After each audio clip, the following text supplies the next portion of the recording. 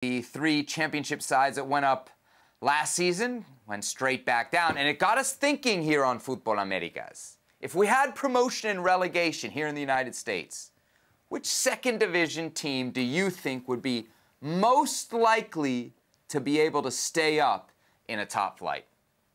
I love this one. I love this one. Let's think about it, right? And it's been in the news lately, you know, Houston and Detroit City. I love where this is going. Can I pick Sacramento Republic, please? Because I think they absolutely deserve it. You're the co-host of this show. You can literally do whatever you want. No, I'm talking to the people. I'm not talking to you. I don't need to ask for your permission. But think about how Sacramento Republic has been so close to being first division anyways. To being, like, at one point, they were going to be in Major League Soccer. Then I don't know what happened. I don't want to get into what happened.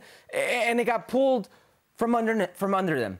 But this is the club, the only club who's been close to winning the U.S. Open Cup since 1999's Rochester Rhinos, the Raging Rhinos. This is a team that in their existence, in the 10-year, decades worth of existence, they've only missed their playoffs once, and that was the year where they were supposed to go up to Major League Soccer, so I'm going to scratch that off as if they're preparing for different things and didn't do the correct things to compete in USL that year. But you look at the fan base, you look at how well they do within their own league, with their own stage, and how impressive they've been when they do play first division teams.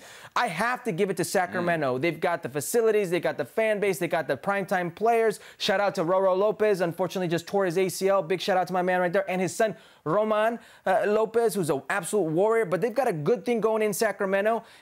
One that I would think, if realistically you put them into a Major League Soccer setting with the right investment, they would fit right in. Wow, okay. Sacramento Republic, it's hard to forget that Open Cup run a few years ago. You and I were at that final against Orlando. Didn't go their way, but what an incredible run it was for Sacramento. You're going to go West Coast, as you will out there in Los Angeles. I'll bring it back east, though not all the way back to the East Coast. To the Eastern Conference, though, and I'm going to go with Louisville City. Now, one thing you want is consistency. Louisville City's been around since 2016, Herc. They have never not made it, at least, to the conference finals.